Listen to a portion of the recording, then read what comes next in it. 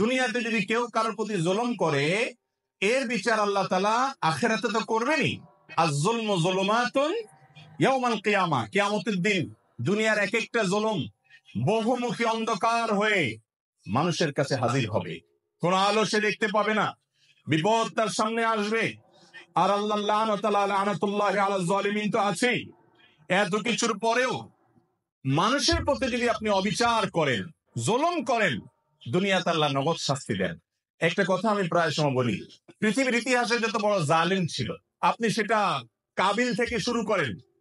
হাবিলের প্রতি কাবিল যে জুলুম করেছে, নিজের ভাইকে হত্যা করেছে, সেই জুলুমের কারণে তার পরিণতি, তার লাঞ্ছনা, তার অপমান, তার শাস্তি, দুনিয়াতে বেইজ্জতি আল্লাহ করেছেন না করেন নাই? প্রকাশ করে দিয়েছে। ফিরআউন বনি ইসরাইলের প্রতি জুলুম করেছে, দীর্ঘদিন জুলুম করেছে, নিজেকে রব দাবি করেছে। আল্লাহ রাব্বুল আলামিন কিছুদিন ছাড় দিয়েছেন। আল্লাহ বলেছেন ওয়ামলি লাহুম ইন্না কাইদি মাতিন, আমি ছাড় দেই, ঢিল দেই, বড়শিতে মাছ ধরার মতো। যদি বেঁধে যায় মাছ, তো ছেড়ে দেয় সুতা, মাছ লাফাইতে থাকে, মনে করে আমাকে তো ছাড়াই দেওয়া আছে, কেউ তো টানতেছে না। আল্লাহ সবসময় টানেন না। ইন্না কাইদি মাতিন, যখন টান দেন সেটা অনেক শক্ত টান হয়, ছুটার কোনো সুযোগ থাকে না। অসংখ্য জালিমকে আল্লাহ পাকড়াও করে আমাদের চোখে আঙ্গুল দিয়ে দেখায় দেন, কিন্তু আমরা তারপরে বুঝি না। ফিরআউনকে আল্লাহ তাআলা পাকড়াও করেছেন না করেন নাই? এরপরে আপনি দেখেন জুলুম, অবিচার যখন আবু জাহাল, আবু লাহাবরা করেছে, আল্লাহ তাআলা ছাড় দিয়ে রেখেছেন। বহুদিন করেছে, খেলেছে দুনিয়াতে, আল্লাহ তাআলা পাকড়াও করেছেন। কাউকে একটু পরে ধরেন, কাউকে একটু আগে দেন। ইমানদারদের ইমানের পরীক্ষা করেন, কিন্তু চূড়ান্ত পরিণতিতে জালেম জুলুম করে হাসতে হাসতে দুনিয়া থেকে চলে যাবে, কোনো বিচার হবে না। একজন জালিমের ক্ষেত্রে এটা কোনোদিন সম্ভব হয় নাই, হবে না, হয় নাই এবং হবে না।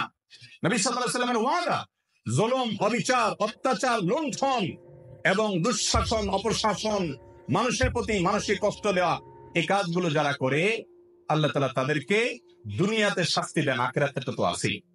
আপনি অবিচার করছেন, আপনি কষ্ট দিচ্ছেন, অন্যায় আচরণ করছেন, গায়ের জোর দেখাচ্ছেন, বন্ধু কয়েকজন মিলে গেছে, শরীরে ভাব চলে আসছে। এই ভাবের চোটে যৌবন কাল থেকে কত রিক্সাওয়ালা, কত চা দোকানদার, কত বাস কন্ট্রাক্টর, কত কাজের মানুষ, কত গরিব মানুষ, কত দুর্বল, কত অসহায়, কত মানুষকে ধমক দিয়েছেন, ধাক্কা দিয়েছেন, চোখ রাঙিয়েছেন, অপরাধ করেছেন, জুলুম করেছেন, গায়ের জোর দেখিয়েছেন। সবগুলো হিস্ট্রি যদি একত্র করা হয়, তো দেখবেন আমল নামার ভিতরে হাজার হাজার জুলুম ভরে আছে। ঠিক না বেঠিক? জটিল একটা বিষয়, জটিল একটা বিষয়। ভাইরে, ইমানদারকে আল্লাহ রাব্বুল আলামিন বান্দার হকের ব্যাপারে অনেক সাবধান হতে বলেছেন, অনেক সাবধান, অনেক সাবধান। আপনি আল্লাহর 10টা হুকুমের নাফরমানি করেছেন, মাপ চেয়ে ক্ষমা পাবেন আশা করা যায়। একজন অসহায় মানুষের প্রতি জুলুম করেছেন, ধাক্কা দিয়েছেন, এটা মাপ পাবেন কিনা কিয়ামতের ময়দানে এই আশা খুবই ক্ষীণ। কারণ এটা আল্লাহর আদালতে আল্লাহ নিজে বিচার করবেন না, এটা চলে যাবে বান্দার কাছে। বান্দার কাছে আল্লাহ পাঠিয়ে দিবেন, সে কি বলে দেখো। আর সেদিন এমন একটা ব্যাপার হবে, একজন সাধারণ রিক্সাওয়ালাকে অযথা একটা ধাক্কা দিচ্ছেন, 5টা টাকা গায়ের জোরে কম দিচ্ছেন তর্কাতর্কি করার কারণে, ধমক দিয়ে একটা মানুষকে অবিচার করেছেন। সেদিন কিন্তু ওই রিক্সাওয়ালাকে যদি বলেন মামু বুঝি নাই, তখন অহংকারের চোটে করে ফেলছি, আজকে মাফ করে দাও, পাও ধরলেও কিন্তু মামু সেদিন মাফ করবে। কারণ সেদিন সবাই ইয়া নফসি, ইয়া নফসি, শুধু আমল দরকার। একটা সওয়াব পেলে একটা কদম আগায় গেল, জাহান্নাম থেকে সরে গেল। ইয়াউমা ইয়াফিরুল মারউ মিন আখিহি ওয়া উম্মিহি ওয়া আবিহি, সেদিন বাপ থেকে, ভাই থেকে, স্ত্রী থেকে, একে অন্য থেকে পলায়ন করবে, সবাই ইয়া নফসি ইয়া নফসি করবে, কেউ কাউকে ছাড়বে না। এই জন্য জুলুমের সমস্ত মামলা দুনিয়াতে সেটাকে ভ্যানিশ করে, ফিনিশ করে, নিষ্পত্তি করে তারপরে যেতে হবে ইনশাআল্লাহ। কারোর প্রতি জুলুম করবো না তো ইনশাআল্লাহ।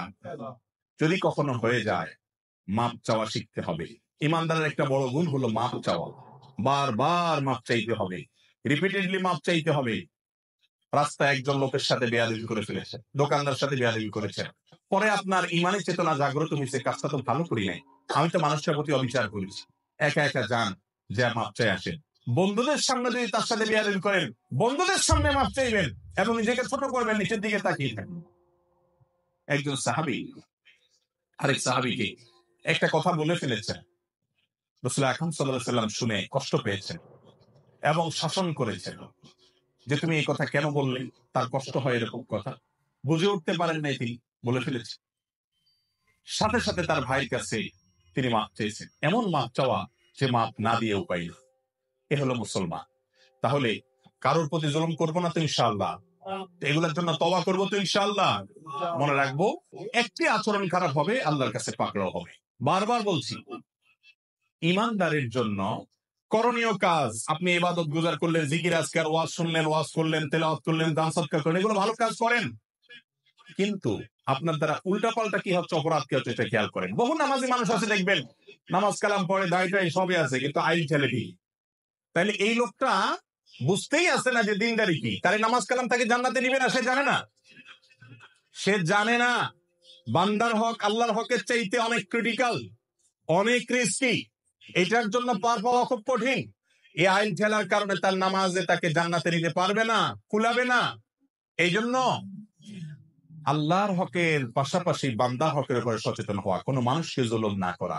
আবারও বলছি, পৃথিবীর ইতিহাসের কোন জালিম তার বিচার পাওয়া ছাড়া দুনিয়া থেকে যায় না। আমরা অনেক সময় বুঝি না, এক একজনকে আল্লাহ এক এক ভাবে বিচার করেন। কারোর ভেতরে ত্রাসের সৃষ্টি করে দেন, ভেতরে ভেতরে জ্বলে পুড়ে কয়লা হয়ে যায়, উপর দিয়ে বোঝার কোনো সুযোগ থাকে না। কিন্তু আল্লাহর আযাবের কথা নবীজি ওয়াদা করেছেন, এই ওয়াদা সত্য, মহাসত্য, ব্যতিক্রম হওয়ার কোনো সুযোগ নেই। জালিমের বিচার আল্লাহ করেন, করে থাকেন, কিয়ামত পর্যন্ত করবেন। এই জন্য জুলুম থেকে নিজেদেরকে বাঁচিয়ে রাখবো ইনশাআল্লাহ।